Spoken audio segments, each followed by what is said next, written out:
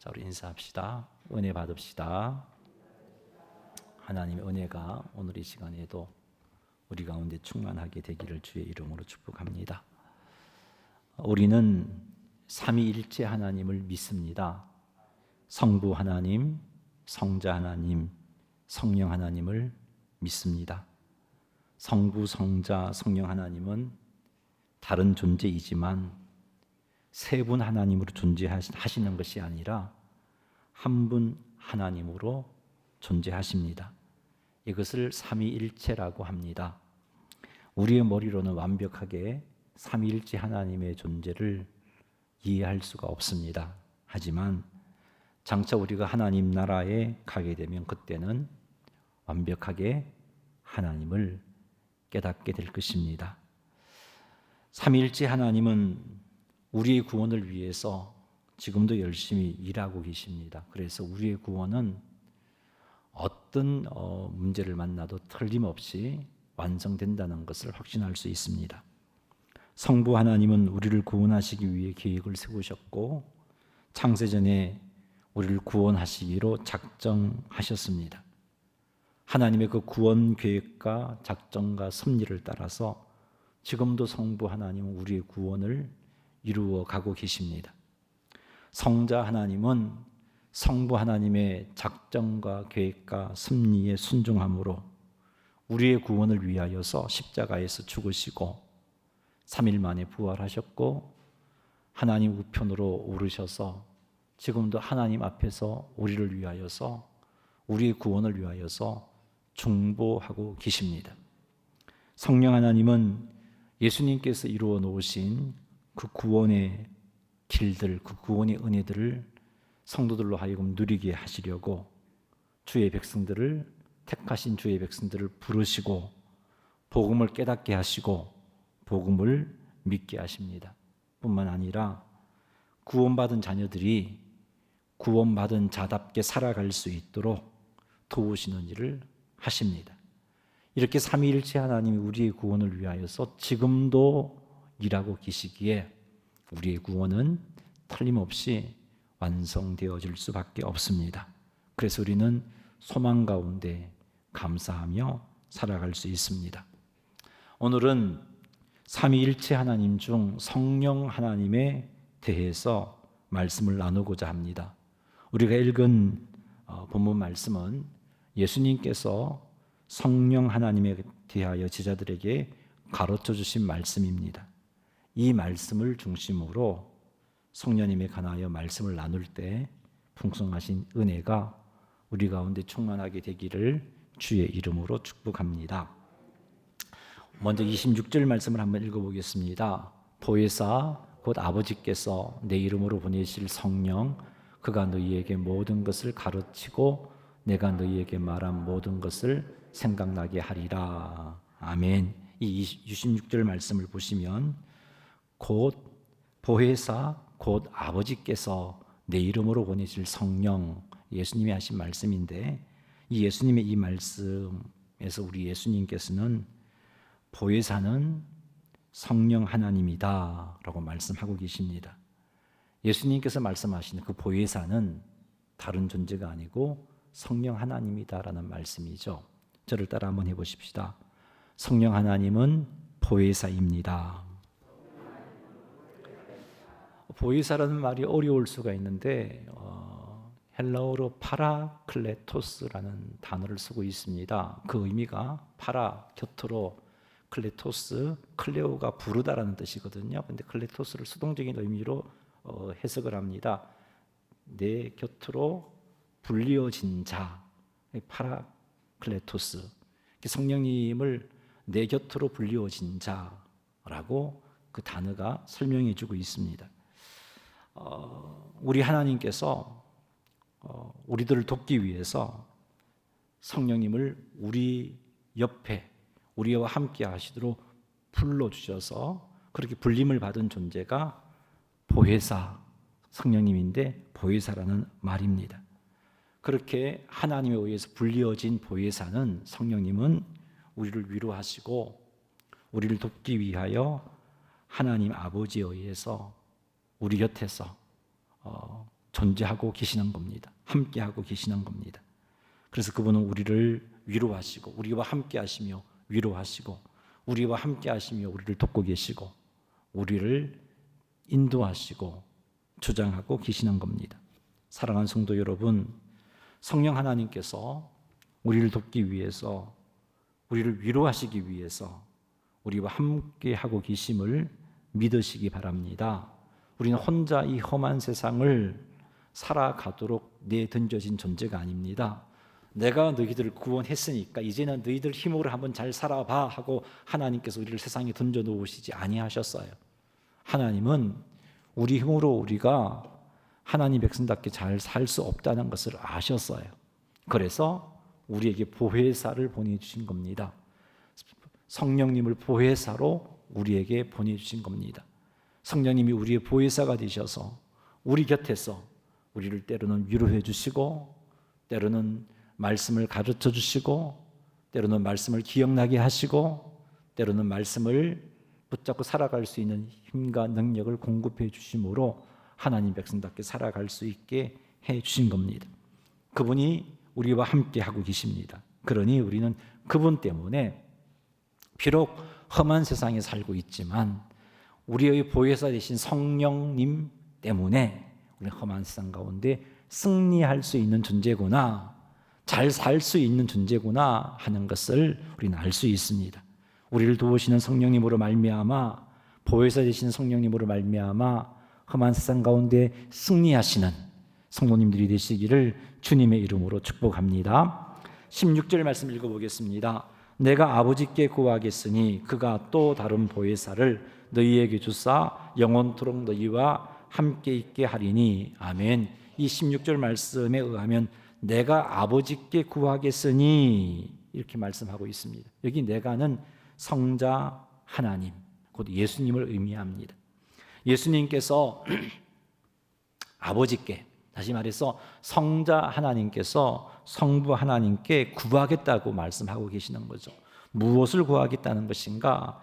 16절 말씀 읽어보셨듯이 그가 또 다른 보혜사를 너희에게 주사 영원토록 너희와 함께 있게 하리니 하신 이 말씀을 볼 때 성자 하나님, 여러분 이제 잘 들으셔야 돼요. 성자, 성령, 성부 막 그렇게 나오니까 구별해서 들어야 돼요. 성자 하나님께서 성부 하나님께 구한 것은 다름이 아니라 우리에게 보혜사를 보내주셔서 보혜사께서 영원토록 우리와 함께 할 수 있도록 해달라고 간구했다는 것을 알 수 있습니다. 보혜사, 앞에서 보혜사, 성령님이 보혜사라 그랬죠. 그 보혜사를 우리 예수님께서는 하나님께 간구해서 하나님, 내 백성들이 험한 세상 가운데서 혼자 살아갈 수가 없잖아요. 그러니 보혜사를 보내어 주셔서 보혜사 되신 성령님께서 내 백성들과 함께하며 험한 세상 가운데 승리하며 살아갈 수 있게 해주세요라고 간구했다는 겁니다. 그런 예수님의 간구에 의해서 우리 성부 하나님이 성령 하나님을 우리에게 보내주셨다라고 26절 말씀은 우리에게 말씀해주고 계십니다.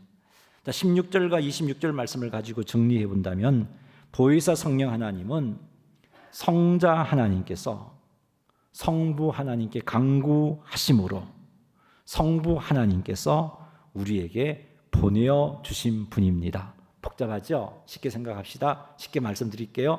예수님께서 하나님 아버지께 간구해서 성령님을 우리에게 보내어 달라고 간구했는데 하나님 아버지께서 예수님의 그 간구를 들으시고 우리에게 보내어 주신 분, 그분이 성령님, 그분이 파라클레토스 보혜사라는 말씀입니다.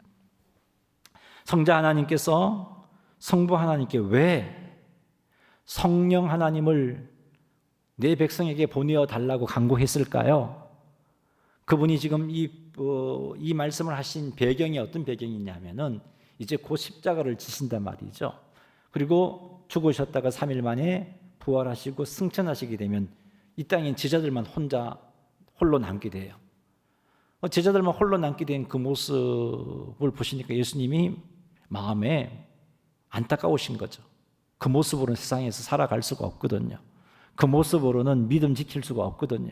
그 모습으로는 하나님 백성답게 살아갈 수 없거든요. 그것을 아셨기 때문에 너무나 잘 아셨어요. 그래서 하나님께 간구했어요. 왜 간구했느냐? 16절 읽으면서 하나님 앞에 왜 예수님께서 성령님을 보내어 달라고 간구했을까를 한번 생각하면서 16절 말씀 읽어보겠습니다. 내가 아버지께 구하겠으니 그가 또 다른 보혜사를 너희에게 주사 영원토록 너희와 함께 있게 하리니. 아멘. 이유는요, 하나님께 보혜사를 보내어 달라고 간구하신 이유는 좀 더 정확하게 표현할까요? 하나님께서 성령님을 보혜사로 내 백성에게 보내어 주십시오라고 간구하신 이유는 성령님이 보혜사가 되셔서 하나님의 백성인 우리와 영원토록 함께 있도록 하기 위해서였던 거죠.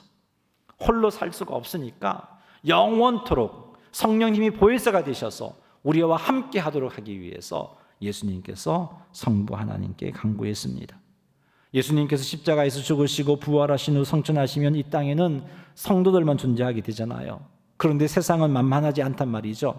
세상은 성도들을 가만히 두지 않습니다. 믿음을 저버리게 하려고 성도들을 핍박하고 유혹하고 미혹합니다. 뿐만 아니라 죄를 짓게 하려고 성도들을 유혹한단 말이죠.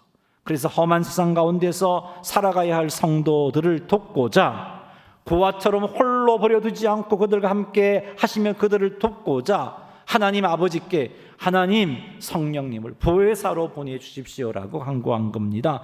요한복음 14장 18절 한번 읽어보겠습니다. 내가 너희를 고와 같이 버려두지 아니하고 너희에게로 오리라. 예수님이 승천하고 나면 하나님의 백성들이, 제자들이 고아처럼 이 땅에 존재하잖아요. 그렇게 하지 아니하려고 내가 너희에게 오리라. 이것이 내가 너희에게 오리라, 이 말씀은 재림을 의미하는 말씀이 아니에요. 성령님을 보내주시겠다는 거죠. 나중에 살펴보겠지만 성령님은 예수님의 대리자거든요.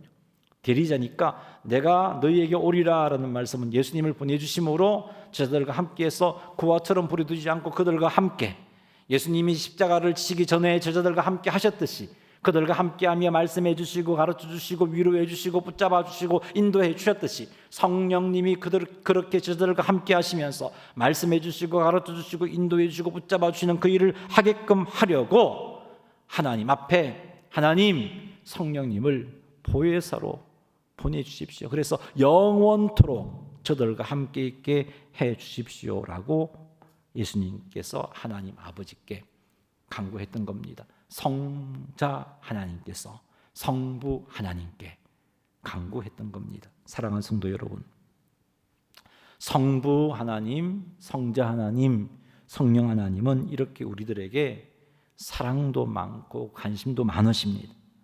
사랑하는 성도 여러분, 성자 하나님의 기도로 성부 하나님께서 우리에게 보내신 성령 하나님께서 우리와 영원토록 함께하고 계심을 믿으시기 바랍니다. 그분은 우리의 보혜사가 되신단 말이에요.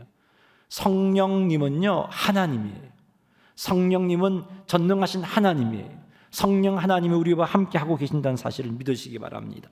우리와 함께하시는 보혜사 되신 성령 하나님께서 험한 세상 가운데 우리가 하나님 자녀답게 살아갈 수 있도록 도와주십니다. 세상의 핍박과 유혹과 미혹에 믿음 잃지 않도록 도와주십니다. 결코 우리를 고아와 같이 버려두지 아니하십니다. 그러니 우리와 함께 하신 성령 하나님을 항상 생각하고 우리와 함께 하신 성령 하나님을 항상 의지하시기를 주님의 이름으로 축원합니다. 할렐루야. 요한복음 14장 16절 말씀 다시 한번 읽어보겠습니다. 내가 아버지께 구하겠으니 그가 또 다른 보혜사를 너희에게 주사 영원토록 너희와 함께 있게 하리니. 아멘. 이 예수님의 말씀을 보면은 예수님께서 성령 하나님을 또 다른 보혜사로 칭하고 계시다는 거죠. 예수님께서 성령 하나님을 다른 보혜사라고 말씀하신 이유가 있습니다. 그 말은 예수 성령 하나님이 또 다른 보혜사라고 말씀하신 이유는 성령 하나님 외에 보혜사가 존재하구나 하는 것을 알 수 있어요. 그렇기 때문에 예수님이 또 다른 보혜사라고 말씀하신 거예요. 그럼 성령 하나님 외에 존재하시는 보혜사는 누구인가? 성령 하나님 외에 존재하는 보혜사는 누구인가? 한번 살펴보겠습니다. 요한복음 2장 1절 말씀, 요한 1서 2장 1절 말씀 같이 읽어보죠. 나의 자녀들아, 내가 이것을 너희에게 쓰면 너희로 죄를 범하게 하지 않게 하려 함이라. 만일 누가 죄를 범하여도 아버지 앞에서 우리에게 대언자가 있으니 곧 의로우신 예수 그리스도시라. 아멘. 이 말씀에서 대언자라는 단어가 있어요. 저 대언자라는 단어가 헬라어 원어로 보면은 파라클레토스라는 단어를 쓰고 있어요. 그 말은 그 파라클레토스를 우리가 보혜사로 번역해 본다면은 하나님 아버지 앞에 우리에게 보혜사가 있으니 곧 의로우신 예수 그리스도시라라는 말이 돼요. 그러면 예수님이 말씀하실 때 성령님을 통해서 다른 보혜사를라고 칭하신 이유는 성령님 말고 다른 보혜사가 계신데 그 보혜사가 누구라고요? 예수님을 생각하고 계신 거죠. 여러분, 예수 그리스도께서는 파라클레토스, 즉 보혜사가 되시는 거예요. 그래서 2000년 전에 제자들과 함께 하시면서 제자들을 위로해 주시고 가르쳐 주시고, 가르쳐주는 못 깨달음에도 불구하고 또 있냐 또 가르쳐 주시고, 3년 동안 동고동락하면서 가르쳐 주시고 보여 주시고 위로해 주시고 인도해 주시고 그렇게 하셨단 말이에요.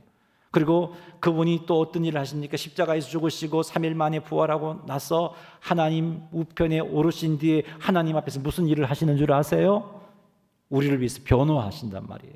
우리를 위해서 보혜사의 사명을 감당하십니다. 우리를 위해서 변호하실 뿐만 아니라 우리를 위해서 중보하십니다. 기도하고 계신단 말이에요. 예수님은 우리의 보혜사로서 그 사명을 잘 감당하고 계시는 거예요. 지금도. 사랑하는 성도 여러분, 우리의 보혜사 되신 예수님께서 우리의 구원을 위하여 지금도 하나님 앞에서 우리를 변호하시며 우리를 위하여 기도하고 계심을 믿으시기 바랍니다. 기억하며 사시기 바랍니다. 예수님께서 이렇게 우리의 보혜사가 되셔서 우리를 위해 하나님 앞에서 변호하시고, 또 이뿐 아니라 또 다른 보혜사가 계시죠. 성령 하나님께서 우리와 함께 하시며 우리를 위로하시고 우리를 돕고 우리를 인도하시고 우리를 선하게 이끌어 가시는 그분이 계심을 생각해 볼 때 우리의 구원은 틀림없이 완성될 수밖에 없습니다. 예수님께서 하나님 앞에서 우리의 보혜사가 되셔서 우리를 위해서 변호하고 기도하고 계시죠.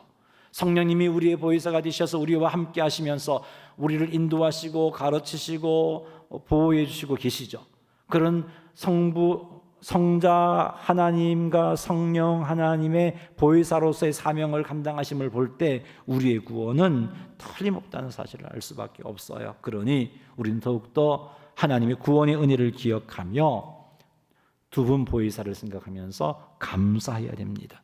그리고 마침내 하나님 앞에 거룩하고 흠이 없는 존재로 설 수밖에 없구나, 내가 그렇게 설 수밖에 없구나에 대한 확신을 가지고 내가 그 모습으로 분명히 완성될 건데 그 사실을 안다면 이 땅에서 나의 삶이 이 모습을 생각하면서 이 모습에 걸맞는 삶을 살아가기 힘써야 되겠죠. 그리스도인답게 살아가야 되는 거예요. 사랑하는 성도 여러분, 성자 하나님, 성령 하나님이 우리의 보혜사로서 우리를 돕고 계심을 믿고 담대하게 험한 세상 가운데서 믿음 지키며 그리스도인답게 잘 살아가시기를 주님의 이름으로 축원합니다. 17절 말씀 읽어보겠습니다. 그는 진리의 영이라 세상은 능히 그를 받지 못하나니 이는 그를 보지도 못하고 알지도 못함이라. 그러나 너희는 그를 아나니 그는 너희와 함께 거하시며 또 너희 속에 계시겠음이라. 아멘. 예수님께서 성령님을 향하여 이렇게 표현하고 계십니다. 진리의 영이라. 예수님께서 성령님을 가리켜서 진리의 영이라고 말씀하십니다. 예수님께서 성령님을 향하여 진리의 영이라고 말씀하신 데엔 두 가지 이유가 있습니다. 첫 번째 이유는 성령님이 진리 대신 하나님에게서 나오시는 분이기 때문에 그래요. 요한복음 먼저 시편 31편 5절을 한번 읽어보겠습니다. 시편 31편 5절. 내가 나의 영을 주의 손에 부탁하나이다. 진리의 하나님 여호와여 나를 성령하셨나이다. 제가 이 말씀을 읽은 이유는 하나님이 진리의 하나님이다라는 것을 한번 짚기 위해서예요. 그 다음 요한복음 15장 26절 한번 읽어보겠습니다. 내가 아버지께로부터 너희에게 보낼 보혜사 곧 아버지께로부터 나오시는 진리의 성령이 오실 때에 그가 나를 증언하실 것이요. 여기 보니까 성령님은요 아버지께로부터 나오신다 그랬어요. 아버지는 앞에서 말씀드렸죠. 진리의 하나님. 성령님은 진리의 하나님에게서 나오시는 분이기 때문에 진리의 영이시다라고 우리 예수님께서 말씀을 하신 거예요. 두 번째 이유는 성령님을 가리켜서 예수님이 진리의 영이라고 말씀하신 두 번째 이유는 성령 하나님께서 우리들을 진리 가운데로 인도하시는 분이시기 때문에 예수님께서 성령님을 진리의 영이라고 말씀하셨어요. 요한복음 16장 13절 말씀 읽어보겠습니다. 그러나 진리의 성령이 오시면 그가 너희를 모든 진리 가운데로 인도하시리니 그가 스스로 말하지 않고 오직 들은 것을 말하며 장래 일을 너희에게 알리시리라. 아멘. 진리의 성령이 오시면 그가 너희를 모든 진리 가운데로 인도하신다라고 말씀하고 계시죠. 성령님은 우리들을 모든 진리 가운데로 인도하시는 분이기 때문에 예수님께서 성령님을 진리의 영이다라고 말씀하신 겁니다.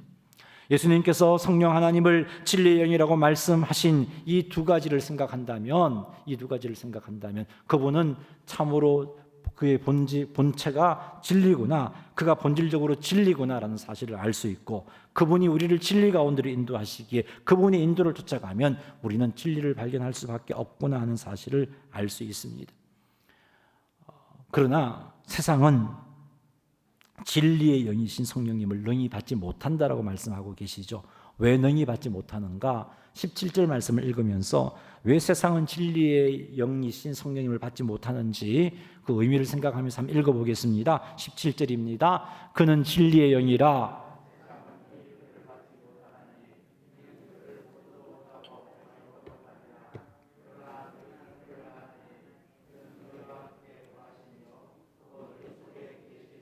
아멘. 우리가 읽은 이 말씀에 의하면 세상은 진리이신 성령 하나님을 보지도 못하고 알지도 못해요. 그래서 세상은 진리의 영을 받지 못한다라고 말씀하고 있습니다. 진리의 영을 받지 못하니까 진리 가운데로 인도받지도 못해요. 그러나 성도들은 다르죠. 성도들은 달라요. 하나님의 은혜로 성령 하나님께서 성도들과 함께 하고 계십니다. 성령 하나님께서 성도들 속에 계십니다. 그래서 성도들은 진리이신 성령님을 아는 거예요. 함께 하시기 때문에, 진리 되신 성령님이 우리와 함께 하시기 때문에 성도들은 진리의 영이신 성령님을 아는 겁니다. 진리의 영이신 성령님을 알기 때문에 그 성령님께서 우리를 진리 가운데로 인도해 주십니다. 그 결과 성도들은 예수님을 구주로 믿게 된 거예요. 예수님을 구주로 믿음으로 말미암아 죄 사함을 받아 의인된 겁니다. 그리고 진리이신 성령님의 인도하심은 마침내 우리의 구원을 완성케 해주는 겁니다. 여러분, 성령님이 여러분과 함께 하심을 어떻게 알 수 있을까요? 성령님이 여러분과 함께 하고 계심을 알 수 있는 방법은 여러분이 예수님을 구주와 주님으로 믿고 있다는 사실을 통해서 알 수 있습니다. 왜냐하면 성령 하나님이 도와주시지 않는다면 우리는 예수님을 구주로 믿을 수가 없어요. 예수님을 주님으로 시인할 수가 없어요. 고린도전서 12장 3절 말씀 읽어보겠습니다. 그러므로 내가 너희에게 알리노니 하나님의 영으로 말하는 자는 누구든지 예수를 저주할 자라 하지 아니하고 또 성령으로 아니하고는 누구든지 예수를 주시라 할 수 없느니라. 아멘. 성령의 도우심이 없이는 누구든지 예수를 주라고 할 수 없다라고 말씀하고 계시죠. 그러므로 우리가 예수님을 나의 구주로 시인하게 된다면, 그런 믿음이 있다면, 우리가 예수님을 나의 주님으로 믿는 믿음이 있다면, 이건 누구의 역사입니까? 성령께서 나를 진리 가운데로 인도하신 결과인 거죠. 그것을 볼 때 나는 혼자로 사는 존재가 아니고 성령 하나님께서 함께하는 존재, 성령님이 내 안에 내주하시며 살아가는 존재라는 사실을 알 수 있습니다. 사랑하는 성도 여러분, 성령 하나님께서 우리와 함께 하심을 믿으시기 바랍니다. 성령 하나님께서 우리 속에 거하심을 믿으시기 바랍니다. 그리고 그 믿음과 함께 성령님께 구하십시오. 진리 가운데로 인도해 달라고 구하십시오. 모든 진리 가운데로 인도해 달라고 간구하십시오. 성령님의 인도하심으로 세상의 미혹에 속지 않게 해달라고 간구하십시오. 이단들의 미혹에 넘어가지 않도록 도움을 청하시는 여러분 되시기를 주님의 이름으로 축복합니다. 요한복음 14장 26절 말씀 읽어보겠습니다. 보혜사 곧 아버지께서 내 이름으로 보내실 성령 그가 너희에게 모든 것을 가르치고 내가 너희에게 말한 모든 것을 생각나게 하리라. 아멘. 예수님의 말씀에 의하면 성령님은 성부 하나님께서 예수님의 이름으로 보내신 분이에요. 보혜사 곧 아버지께서 내 이름으로 보내실 성령, 이 표현을 볼 때 성령님은 성부 하나님께서 예수님의 이름으로 보내신 분이구나라는 사실을 알 수 있습니다. 예수님의 이름으로 보내셨다는 말이 무슨 의미냐면은 예수님의 대리자로 보내셨다는 말이에요. 저 말이 하나님께서 성령님을 예수님의 대리자로 보내셨다는 말씀입니다. 자, 우리는 이것이 다른 것과 한번 비교해 보면 더 정확하게 알 수 있는데, 예수님을 가리켜서 이렇게 표현하고 있어요. 하나님의 이름으로 오신 분이다라고 성경은 그렇게 표현하고 있어요. 한번 찾아볼까요? 요한복음 5장 43절입니다. 요한복음 5장 43절, 나는 내 아버지의 이름으로 왔음에 너희가 영접하지 아니하나 만일 다른 사람이 자기의 이름으로 오면 영접하리라. 아멘. 이 말씀에 보면은 나는 내 아버지의 이름으로 왔음에, 이 말씀을 볼 때 예수님은 하나님 아버지 이름으로 오신 분이라는 사실을 알 수 있습니다. 그래서 예수님은 하나님의 대리자다라는 말이에요. 왜 그러냐? 하나님의 이름으로 오신 그분이기 때문에 예수님을 영접하면 곧 하나님을 영접하는 것이 돼요. 예수님을 영접하지 않으면 하나님의 대리자인 그분을 영접하지 않은 것이니까 하나님을 영접하지 않은 것이 되어버리죠. 그래서 마가복음 9장 37절 말씀 한번 읽어보겠습니다. 마가복음 9장 37절 이렇게 말씀하고 있어요. 누구든지 내 이름으로 이런 어린아이 하나를 영접하면 곧 나를 영접함이요, 누구든지 나를 영접하면 나를 영접함이 아니요 나를 보내신 이를 영접함이니라. 왜요? 예수님을 영접하면 예수님을 보내신 하나님을 영접하는 것이 되나요? 예수님이 하나님의 이름으로 오신 분이기 때문에, 예수님이 하나님의 대리자이기 때문에 예수님을 영접하면 곧 하나님을 영접하는 것이다 라고 말씀하시는 거죠. 이와 똑같은 이치로 성령님은 예수님의 이름으로 오신 분이에요. 그 말은 성령님은 예수님의 대리자로 오신 분이구나 하는 그런 의미입니다. 우리 예수님께서 성령님을 예수님의 대리자로 오셨다고 말씀해 주셨어요. 그래서 성령님이 하시는 일은 어떤 일이겠어요? 예수님을 대리해서 하는 일들을 하시겠죠. 예수님이 하셨던 일들을 세상 속에서 오셔서 성령님이 하신단 말이에요. 예수님께서 이 땅에 계실 때 어떤 일을 하셨어요? 예수님은 제자들과 함께 하셨죠. 제자들에게 말씀을 가르쳐 주셨죠. 말씀을 깨닫게 해주셨죠. 제자들을 인도해 주셨죠. 제자들을 보호해 주셨죠. 그런 일을 예수님이 하셨어요. 이 일들을 성령님이 하신단 말이죠. 요한복음 14장 26절 말씀 읽어보겠습니다. 요한복음 14장 26절, 보혜사 곧 아버지께서 내 이름으로 보내실 성령 그가 너희에게 모든 것을 가르치고 내가 너희에게 말한 모든 것을 생각나게 하리라. 아멘. 이 말씀에 의하면 성령 하나님은 제자들에게 모든 것을 가르치고 예수님께서 제자들에게 말한 모든 것을 생각나게 하는 일을 하세요. 예수님의 말씀 사역을 성령님이 하신다는 말이에요. 예수님의 대리자이신 성령 하나님께서는 모든 것을 가르칠 때 성령님 스스로의 것을 가르치지 아니하세요. 성령님 당신의 생각을 가르치지 아니하시고 예수님의 것을 가르치고 예수님께 들은 것을 가르치시는 일을 하시죠. 요한복음 16장 13절 14절 한번 읽어보겠습니다. 요한복음 16장 13절 14절입니다. 그러나 진리의 성령이 오시면 그가 너희를 모든 진리 가운데로 인도하시리니 그가 스스로 말하지 않고 오직 들은 것을 말하면 누구에게? 예수님에게 들은 것을 말해요. 장래 일을 너희에게 알리시리라. 14절, 그가 내 영광을 나타내리니 내 것을 가지고 너희에게 알리시겠습니다. 아멘. 성령님은요, 예수님의 것을 가지고 우리에게 가르치고 기억나게 하시고 예수님의 것으로 예수님의 영광을 드러내기도 하시고 예수님의 것으로 우리를 인도하시고 우리를 보호해 주시는 분이에요. 요한복음 12장 15절 16절 말씀을 한번 읽어보겠습니다. 이는 기록된 바 시온에 따라 두려워하지 말라. 너희 왕이 나귀 새끼를 타고 오신다 한가 같더라. 제자들은 처음에 이 일을 깨닫지 못하였다가 예수께서 영광을 얻으신 후에야 이것이 예수께 대하여 기록된 것임과 사람들이 예수께 이같이 한 것임이 생각났더라. 아멘.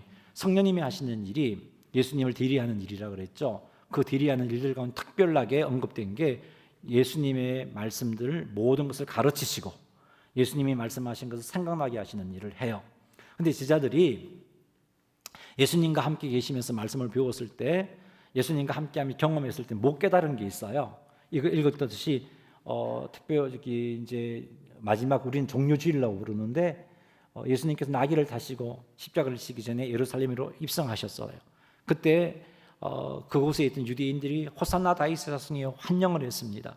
그런데 그 사건을 이게 무슨 사건인지 알지 못했어요. 구약 성경에 너희의 왕이 나귀 새끼를 타고 오신다라는 말씀이 있었는데 그 말씀도 깨닫지 못했고 제자들이, 그리고 백성들이 환호했던 것도 무슨 의미인지도 알지를 못했어요. 그런데 예수님이 영광을 얻으신 후에, 다시 말해서 십자가에서 죽으시고 부활하시고 승천하신 뒤에 성령님이 오셨어요. 성령님이 오신 뒤에 어떤 일이 일어났습니까? 이것이 예수님에 관한 말씀이구나 알았어요. 누구의 역사입니까? 성령님이 가르치신 거예요. 사람들이 왜 저렇게 반응했구나 알았어요. 어떻게 알았을까요? 성령님이 생각나게 하신 거예요. 이게 성령님의 사역입니다. 성령님은 이렇게 예수님의 말씀을 가르쳐 주시고 예수님의 말씀을 생각나게 하시고 성령님은 예수님이 행하셨던 일들을 대리해서 우리들에게 행하시는 분이라는 것을 우리는 알 수 있습니다. 그러므로 우리는 예수님의 말씀을 제대로 깨닫고 배울 수 있도록, 그리고 들은 예수님의 말씀이 생각날 수 있도록 성령 하나님께 도움을 청해야 됩니다. 간구해야 되는 거죠. 말씀에 미혹이 많은 시대일수록 더욱더 우리와 함께 하신 성령님께 우리는 이와 같은 역사가 우리 가운데 풍성하게 일어날 수 있도록 간구해야 됩니다. 성경을 읽을 때, 말씀을 들을 때 성령 하나님 말씀을 깨닫게 해 주십시오 라고 성령님을 의지해야 됩니다. 삶 속에서 말씀을 배우고 들었던 말씀들이 생각나기를 원한다면 성령 하나님, 이 말씀들이 내 삶 속에서 생각날 수 있도록 도와주십시오 라고 청해야 되는 겁니다. 이렇게 하여 성령님의 도우심으로 진리를 분별하고 말씀을 깨닫고 배운 말씀들이 여러분 삶 가운데 풍성하게 생각나므로 그리스도인답게 살고 예수님의 제자답게 살아가는 그런 멋진 삶을 사시는 성도님들이 다 되시기를 주님의 이름으로 축원합니다. 오늘날은 우리의 다음 세대들이 믿음의 유산을 상속하기가 힘든 시대입니다. 자녀들에게 교회 가라고 잔소리한다고 자녀들에게 믿음이 생기느냐? 그렇지 않아요. 부모의 건의로 교회에 데려나오면 믿음이 저절로 생기느냐? 그렇지 않습니다. 그렇게 데려나오면 머리 굵어지고 부모 쓰라를 떠나게 되면 교회 안 나가는 거예요. 그렇게 한다고 믿음의 유산이 상속되는 것 아닙니다. 물론 자녀들을 교회로 인도해야 하지만 그것으로 내 할 돈 다 했다가 아니고 그것으로 만족하지 말고 성령 하나님의 도우심을 구해야 돼요. 자녀들이 말씀을 듣고 배울 수 있도록 인도하는 것으로 만족하지 말고 성령님의 도우심을 구해야 돼요. 하나님, 성령 하나님, 진리 가운데로 인도하신 성령 하나님, 내 자녀를 진리 가운데로 인도해 주세요. 오늘도 예배 자리로 참여할 텐데 그들이 예배에 참석해서 말씀을 들을 때 진리 가운데로 성령님께서 인도해 주셔서 예수님이 구주로 믿어지게 해주세요. 예수님이 주님으로 믿어지게 해주세요. 우리 부모 세대가 기도해야 된다는 거예요. 잔소리 한다고 되는 것 아니에요. 눈물로 기도하셔야 돼요. 교회에 데려나왔다고 내 할 본분 다 했다는 게 아니에요. 정말 성령님의 도우심을 사모하면서 간절하게 기도하셔야 우리의 다음 세대들이, 우리의 자녀들이 믿음의 유산을 상속받을 수가 있는 겁니다. 사랑하는 성도 여러분, 다음 세대를 위하여서 성령님께 간구하시기 바랍니다. 우리의 자녀와 손자, 손녀들을 위하여 성령님께 간구하시기 바랍니다. 성령 하나님, 우리의 다음 세대들이 예수님을 믿을 수 있게 해 주소서, 역사해 주소서 간구하세요. 우리의 다음 세대들이 말씀을 깨닫고 배운 말씀들이 삶 가운데 생각나서 말씀에 사로잡혀 구별되게 살아갈 수 있게 도와주세요라고 성령님께 청하시기 바랍니다. 이 자리에 참여한 다음 세대 여러분들에게 부탁합니다. 여러분들도 성령님께 청하세요. 성령 하나님, 말씀이 깨달아지고 배운 말씀들이 삶 가운데서 생각나게 해달라고 성령님께 간구하세요. 그래야 여러분들이 진리 가운데로 인도받고 험한 세상 가운데, 미혹하는 세상 가운데 믿음을 지켜낼 수가 있는 겁니다. 우리 모두가 이렇게 하셔서 우리의 다음 세대들이 믿음 가운데 온전히 설 수 있게 되기를 주님의 이름으로 축원합니다. 말씀을 맺습니다. 성령 하나님은 성부 하나님께서 우리에게 보내어 주신 우리의 보혜사라는 사실을 명심하십시오.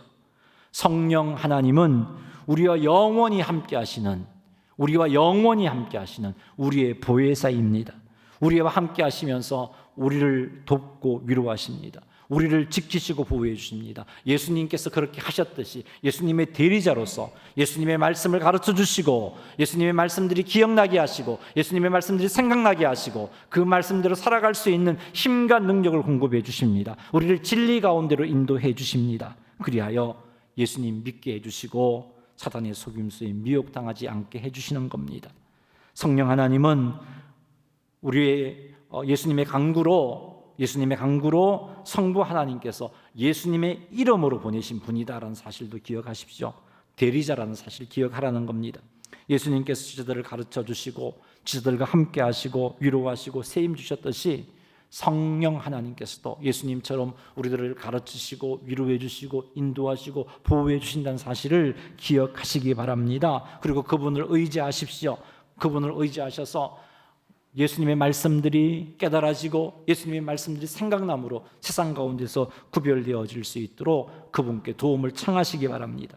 성령님은 성도들과 영원히 함께 하심으로 성도들이 거룩한 성도의 삶을 살 수 있도록 도우십니다. 마침내 하나님 앞에 거룩하고 흠이 없는 존재로 설 수 있도록 우리와 함께 하시는 능력의 하나님이신 보혜사 성령님께서 그 일을 감당하게 해 주십니다. 그러니 사랑하는 성도 여러분, 우리와 함께 하신 성령님을 생각하시고 의지하십시오. 그분께 간구하십시오. 그분께 도움을 청하십시오. 실패했다면 실패했는 자리에서 청하십시오. 우리가 실패하면 성령께서 떠나시느냐? 아니요, 영원히 함께 하시는데 말할 수 없는 탄식함으로 우리들을 위해서 기도하고 계시단 말이에요. 그러니까 실패했다면 나와 함께 하신 성령님을 바라보며 도움을 청하십시오. 또한 진리 가운데 인도해달라고 도움을 청하십시오. 말씀이 기억나게 해달라고, 생각나게 해달라고 도움을 청하십시오. 말씀이 깨달아지게 해달라고 성경을 읽을 때마다, 말씀을 들을 때마다 간구하십시오. 그렇게 하셔서 성령 하나님의 도우심으로 험한 세상 가운데 믿음 지켜내고 항상 승리하시는 성도님들이 다 되시기를 주님의 이름으로 축원합니다. 우리 한번 말씀을 붙잡고 기도하겠습니다. 먼저 이 시간 가장 중요하게 기도하고 싶은 기도 제목은 우리의